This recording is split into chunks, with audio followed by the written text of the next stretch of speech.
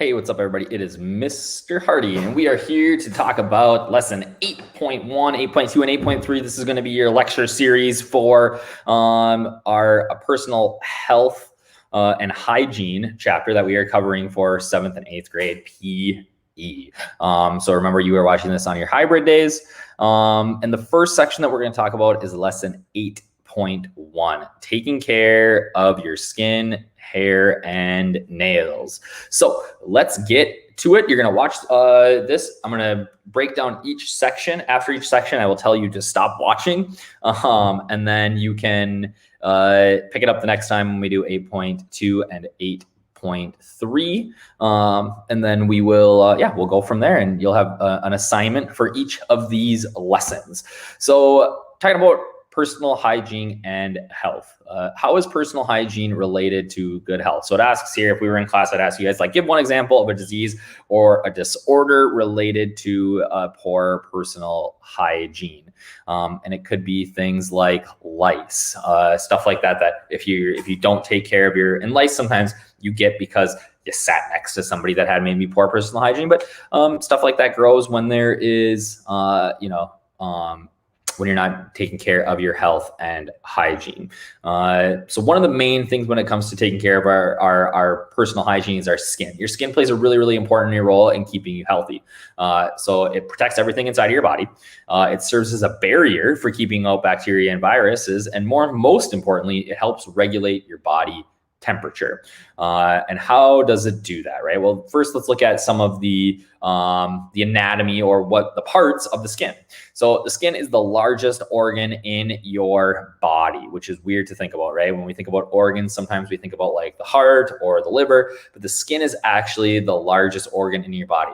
And people use that as like a trivia question sometimes. So if you ever get asked, hey, what's the largest organ in your body? It's the skin, all right? It consists of 3 layers: the epidermis, the dermis, and the hypodermis. So the epidermis, if you can see, is right here at the top, this little like pink layer, all right? That is the epidermis. That's the most exterior area of your skin. So that's like what you see.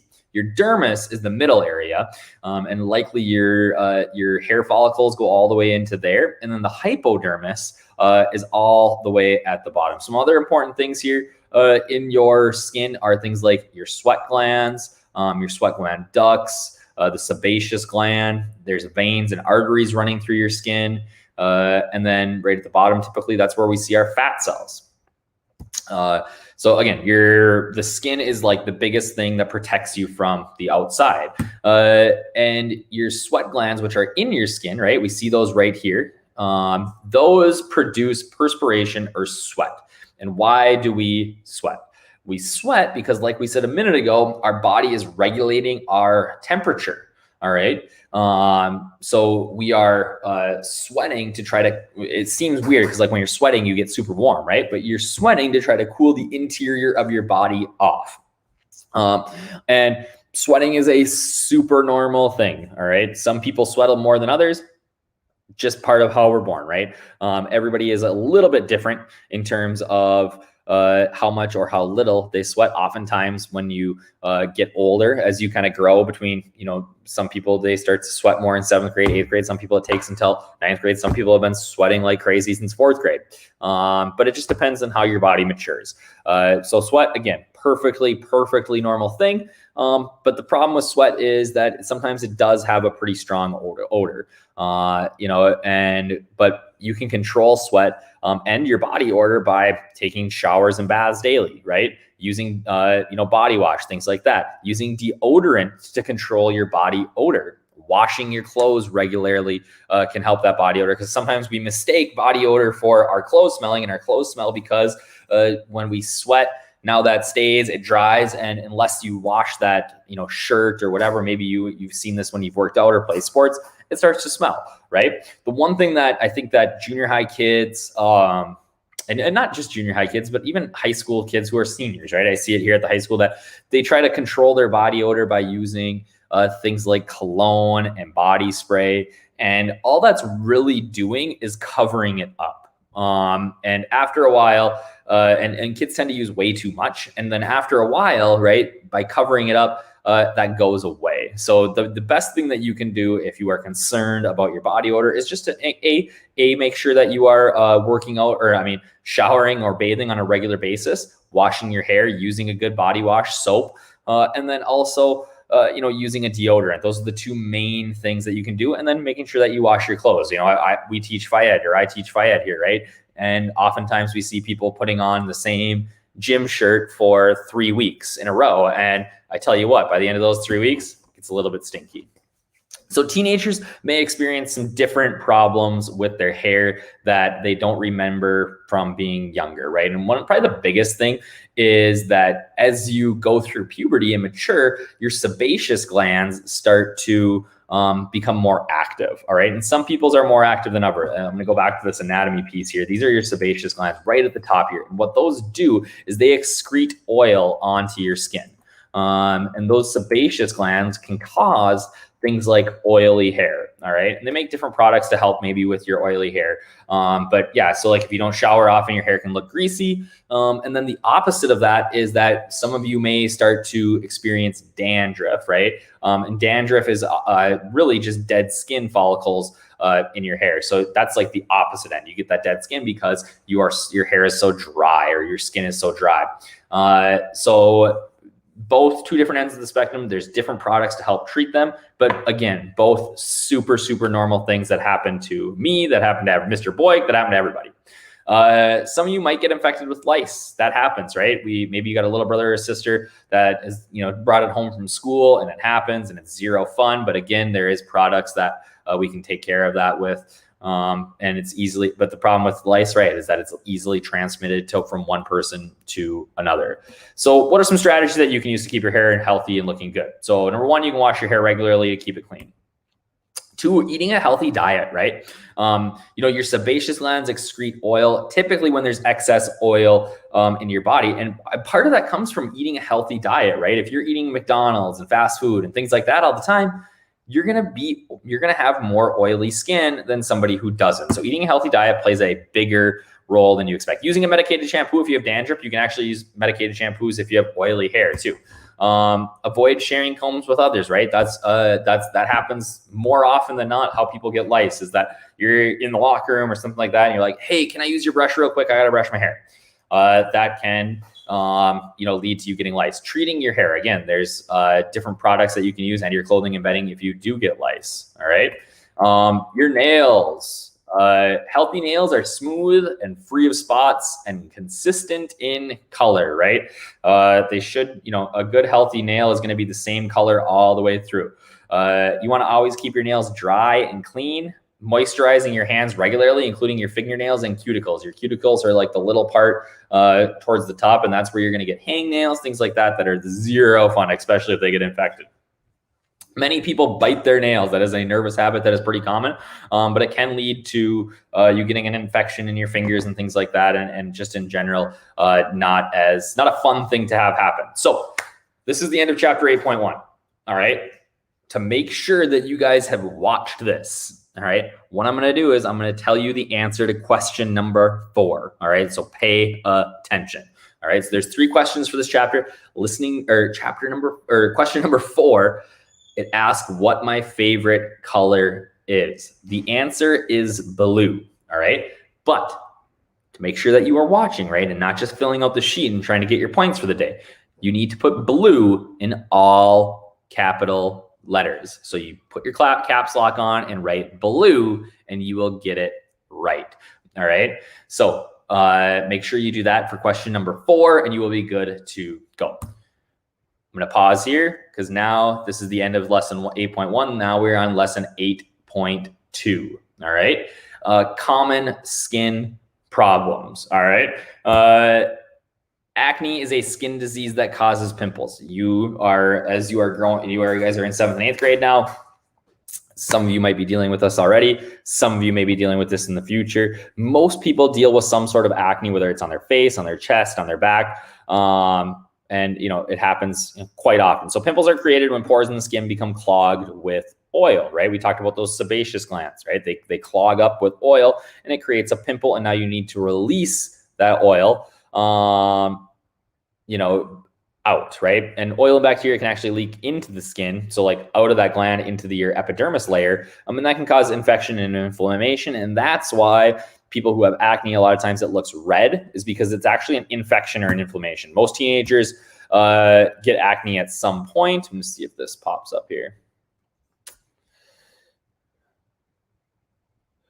Oh yeah, I'm gonna remove this. Stop the screen. Because we're gonna show you guys this little video that shows us how a pimple is formed.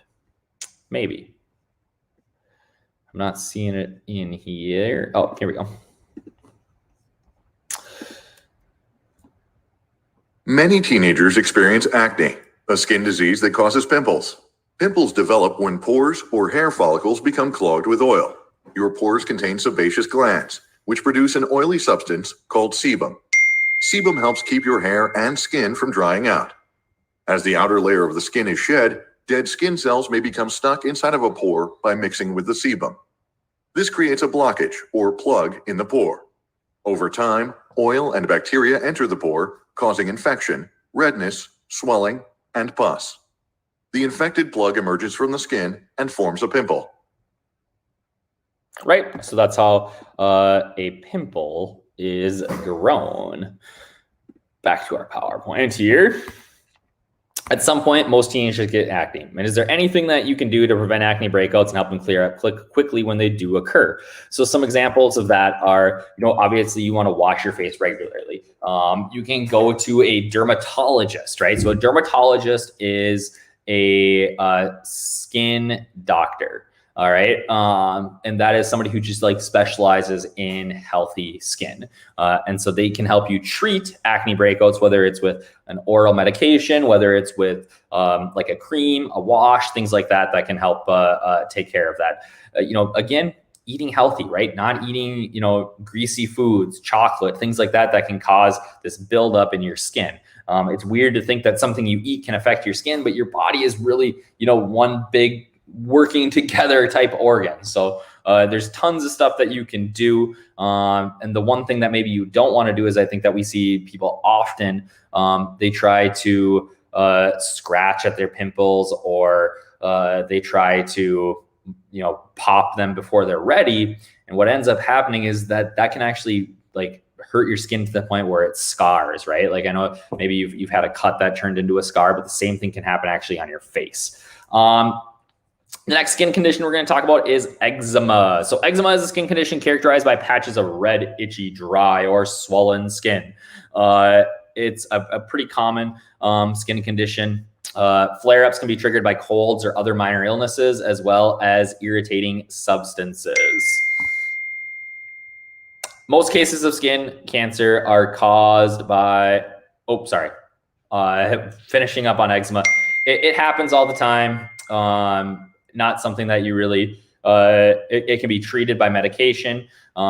Stress can bring on eczema, and maybe some of you have dealt with it before, but it's not something to be ashamed of. It, like I said, happens all the time, and it's easily treatable.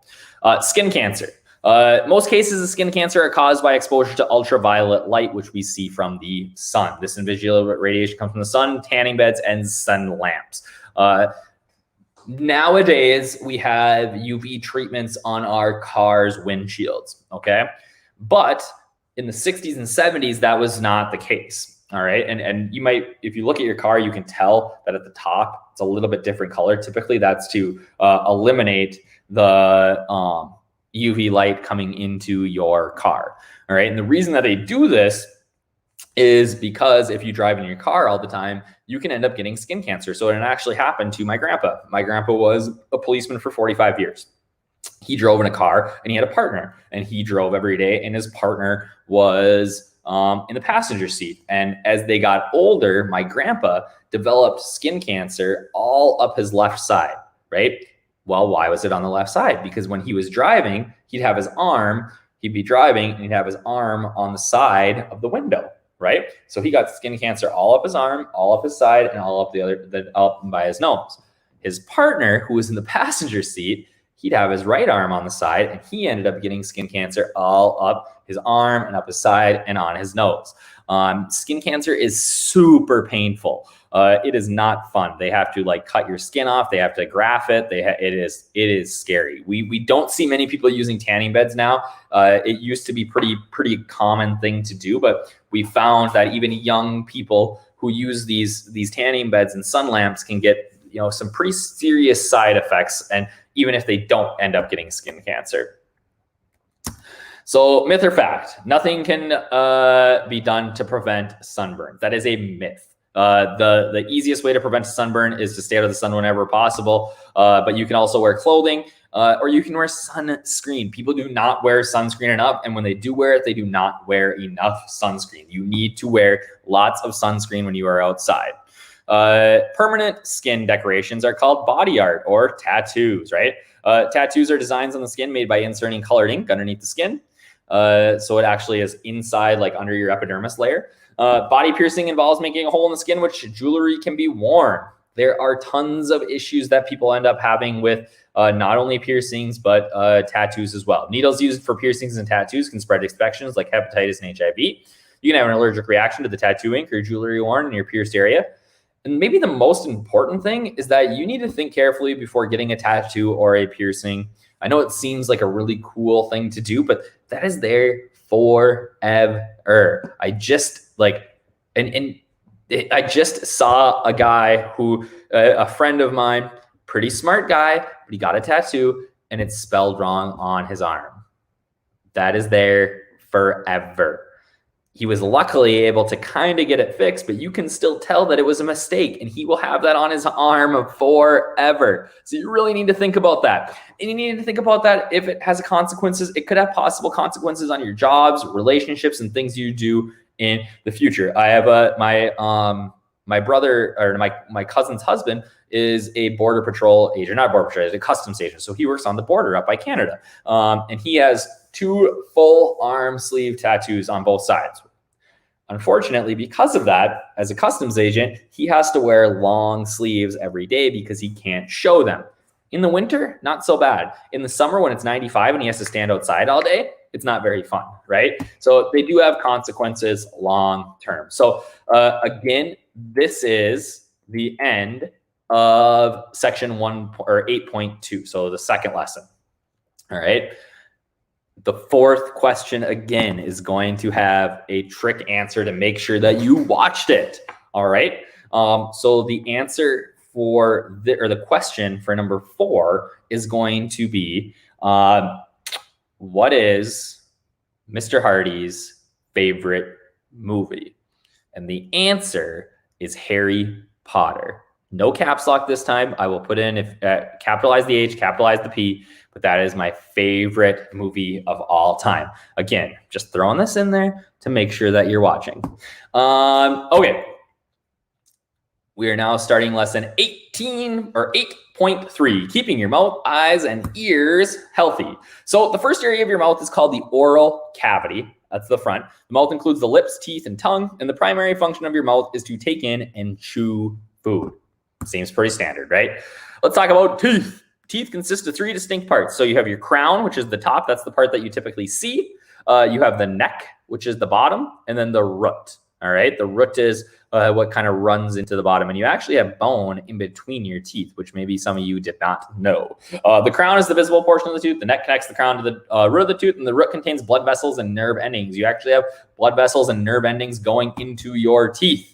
A normal adult mouth contains 32 teeth. So what are some of the names? There are incisors, your canines, your premolars, your molars, your wisdom teeth. Some of you may have had wisdom, or maybe you've had issues with your wisdom teeth already, but most people lose their wisdom teeth, or typically get them taken out, and it's not a very fun process. But maybe you guys have had some other mouth problems, things like tooth decay and cavities. Have you ever had some of you have never had maybe you've never had a cavity, which is awesome. Maybe you're like me and you've had a bunch of cavities over your life.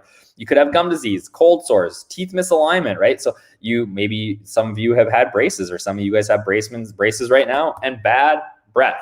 Preventing mouth problems. So what are strategies that you can use to prevent some of the most common teeth and mouth problems? So number 1 is obviously going to be brushing your teeth. Number 2 is something that I'm not very good at, and that is you need to floss, all right? At minimum, you should be brushing your teeth 2 times a day, morning and night. If you can brush after lunch, I think that is an excellent strategy to do. You can use mouthwash, which helps prevent things like gingivitis. All right. But again, the number one, you can't prevent like braces or things like that. That's not something that you can fix, but you can prevent things like cavities, gum disease, tooth decay, things like that. So floss, brush your teeth, use mouthwash, do all those things, and your teeth are going to be in good shape, because you don't want to lose your teeth. It is not a fun process. You don't want to be wearing dentures when you're older. All right. Your eyes. So the eye is a complex structure that receives and focuses light for your brain to interpret. We're not going to dig in too far into our eyes, right? But some people do have vision problems, whether you're like me and you're nearsighted or you're farsighted. Some people have astigmatism and presbyopia. These problems can usually be corrected with glasses or surgery. Some people have like LASIK surgery, which I think is awesome, right? Some people wear contacts like I do. Some people wear glasses, not anything. Again, it's very, it's difficult you can't really prevent issues with your eyes, at least ones that happen internally, but you can prevent things that happen externally. And maybe the biggest strategy that you can use to keep your eyes as healthy as possible throughout your lifetime is to wear safety glasses. Whether you are in the wood shop, welding, cutting down a tree, mowing the lawn, like anything that you're doing that could hurt your eyes, with whether it's a chip or a shard or you're using chemicals, like wear goggles, wear safety glasses, because you only get one set of eyes. And when they're gone, like that is it. Your ears receive sounds as a series of vibrations, which are interpreted by the brain. Your ears also play a role in helping you keep your balance. So you want to use, there's three parts of your ears. There's the pinna, which is your outer ear. That helps bring the sound into your ears. Your ears are actually shaped to bring sound in. The middle ear includes the eardrum and the three small bones, the hammer, the anvil, and the stirrup. The inner ear includes the cochlea, which is a spiral tube and converts sound vibrations into neural impulses. And this is all super complicated, not stuff that you really need to know. The inner ear also includes the semicircular canals, which are filled with fluid to help you balance. That is actually something that people don't know, right? Is that there's fluid inside your ears that help you stay upright and balanced. So the most serious problem associated with your ears is permanent loss of hearing, right? Again, just like your eyes, you only get one set. And ear damage is often due to repeated exposure to very loud sounds. Things like wearing your headphones and having the music playing too loud. Like, I know your mom gets mad at you about it, but it is a for real thing. You can have hearing loss. You could have a ruptured eardrum. That stuff happens, all right? So you need to be careful about sounds with your ear. Early signs of hearing damage include difficulty hearing relatively soft sounds, difficulty understanding speech during telephone conversation, and then like pain or ringing in your ears. So what are some ways that you can protect against ear loss or hearing loss? Number one, wearing ear protection. Number two, not listening to music too loud, right? Those are the two big things. And number three, just not putting yourself in situations where there is going to be like loud noises like that. So question number 4, let's see. What's question number 4? All right, so question number 4, again, just to make sure that everybody's listening, is what sport does Mr. Hardy coach? And I am the head boys hockey coach. So if you just put in hockey, that is great. You will get the question right and you will get the points for it. No caps locks, no anything on this one, just hockey. All right. So this wraps up chapter 8. Again, these little lectures will be posted with your assignments for this section. And watch these and make sure that you get the questions right. Thanks, guys.